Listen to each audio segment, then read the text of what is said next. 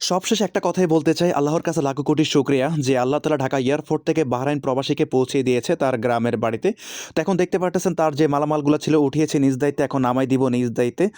আসসালামু আলাইকুম, সবাই কেমন আছেন? আশা করতেছি সকলে ভালো আছেন। আলহামদুলিল্লাহ, নতুন আরেকটি ভিডিও নিয়ে হাজির হয়ে গেলাম আপনাদের মধ্যে। আশা করতেছি ভিডিওটার সাথে থাকলে সম্পূর্ণ দেখলে আপনাদের অনেকটাই ভালো লাগবে। তো এই মুহূর্তে আমি প্রবেশ করতেছি ঢাকা হযরত শাহজালাল আন্তর্জাতিক বিমানবন্দরে। তো আজকে আমার এক বাহরাইন প্রবাসী আসতেছে, উনি অলরেডি ল্যান্ড করে ফেলছে। তো ল্যান্ড করে এখনও বের হয় নাই। তো কি করলাম, তো ওনার গ্রামের বাড়ি থেকে ওনার মেয়ের দুইজন জামাই আসছে ওনাকে রিসিভ করতে। তো যেহেতু ওনার আরও 1-1.5 ঘন্টা লাগবে, তো সেক্ষেত্রে আমি গাড়িটার পার্কিং করে ফেলতেছি। তো নিচে এখানে আমি কখনো পার্কিং করা হয় নাই, তো আজকে প্রথম এখানে পার্কিং করতেছি। আর আমি কন্টিনিউ পার্কিং করলে বোতল কার পার্কিংয়ে পার্ক করি, কারণ ওইখানে পার্কিং করলে অনেকটাই সুবিধা হয়, যাত্রীকে অনায়াসে আনা যায়। তো এক পর্যায়ে হঠাৎ করে আমার কাছে ফোন আসলো যে যাত্রী আসবে, ওনার মেয়ের জামা আমাকে বলতেছে, ভাই উনি আসছে 2 নম্বর টার্মিনাল, আপনি গাড়ি নিয়ে চলে আসেন। তো যেই কথা সেই কাজ, এখন গাড়িটা নিয়ে সোজা 2 নম্বর টার্মিনাল চলে আসলাম। আসসালামু আলাইকুম।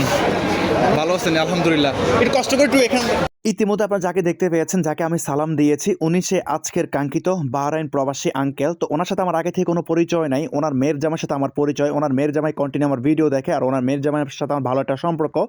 তো যাই হোক, অবশেষে ওনার যে মালামালগুলো ছিল দেখতে পাচ্ছেন, সুন্দর করে গাড়ির ব্যাগডালা খুলে মালগুলো সুন্দর করে সেটিং করে ফেলতেছি এক পর্যায়ে। কারণ এগুলো আমি প্রবাসী ভাইদের কখনো, যে কোনো প্রবাসীদের মালামাল আমি নিজ দায়িত্বে সেটিং করে তাদেরকে একটু আমি ধরতে দেই না, কারণ ওনারা অনেক কষ্ট করে আসার পর যদি নিজের গাইডগুলো যদি নিজেরা যদি বহন করতে হয়, তাহলে এই বিষয়টা আমার কাছে অনেকটাই খারাপ লাগে। যার কারণে কোনো প্রকার আমি প্রবাসীদেরকে ধরতে দেই না, আমারটা আমি নিজেটা নিজে সেটিং করে ফেলি। এক পর্যায়ে এখন যাত্রীদেরকে সকলকে এখন গাড়ির ভিতরে উঠাই ফেলতেছি, দেখতে পারতেছে। তো এখন আমি নিজেও গাড়িতে উঠলাম।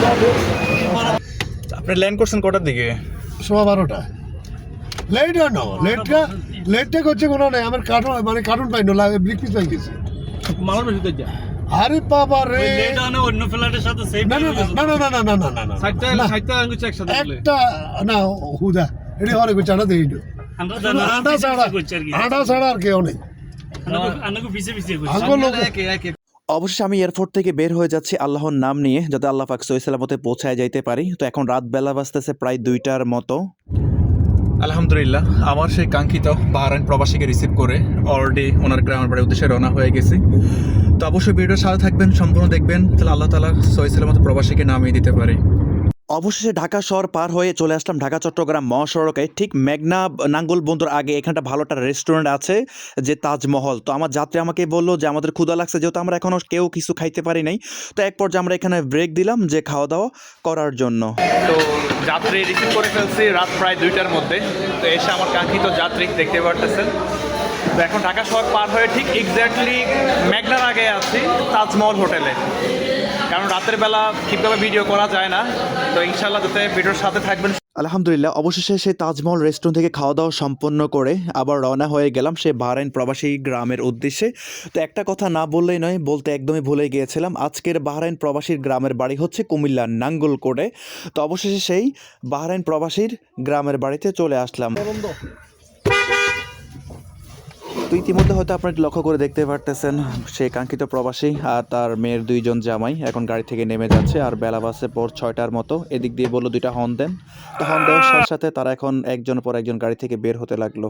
সবশেষে একটা কথাই বলতে চাই, আল্লাহর কাছে লাখো কোটি শুকরিয়া যে আল্লাহ তাআলা ঢাকা এয়ারপোর্ট থেকে বাহরাইন প্রবাসীকে পৌঁছে দিয়েছে তার গ্রামের বাড়িতে। তো এখন দেখতে পারতেছেন তার যে মালামালগুলো ছিল উঠিয়েছে নিজ দায়িত্বে, এখন নামাই দিব নিজ দায়িত্বে। তো অবশেষে সেই প্রবাসীর আত্মীয় স্বজনদের কিছু কথা আপনাদের মধ্যে। আলহামদুলিল্লাহ, তো এখন বেলা বাজতেছে ভোর 6টার মতো। তো সেই 2টা বাজে বাহরাইন প্রবাসীকে এয়ারপোর্ট থেকে রিসিভ করছিলাম। তো এখন তাদের গ্রামের বাড়িতে নিয়ে চলে আসছি। তো ভাই, আপনার শ্বশুরকে তো এখন আপনার গ্রামের বাড়িতে পৌঁছায় দিছি। এই পর্যন্ত এয়ারপোর্ট থেকে আপনার গ্রামের বাড়ি পর্যন্ত কোনো রাস্তাঘাটে কোনো প্রবলেম ফেস করছেন কিনা আমাদের প্রবাসী ভাইদের উদ্দেশ্যে কিছু বলেন। আলহামদুলিল্লাহ, আমরা অনেক ভালোভাবে এবং সহিশুদ্ধভাবে এয়ারপোর্ট থেকে বাড়িতে এসে পৌঁছেছি। আপনারা যারা প্রবাসী ভাইরা আছেন, আমাদের সাথে যোগাযোগ করতে পারেন। আপনাদের জানমালের কোনো ক্ষতি হবে না। আপনারা নির্দ্বিধায় একবার নিরাপদে বাড়িতে এসে পৌঁছতে পারবেন ইনশাল্লাহ। অসংখ্য ধন্যবাদ ভাই আপনাকে।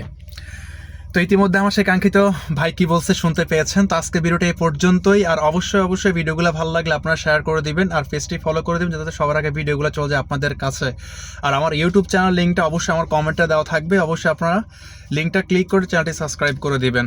আর বিশেষ করে প্রবাসী ভাইরা যারা আছেন তারা অবশ্যই মেসেঞ্জারে ভয়েসের মাধ্যমে যোগাযোগ করবেন যারা আমাকে প্রয়োজন। তো সকালে ভালো থাকবেন। আসসালামু আলাইকুম।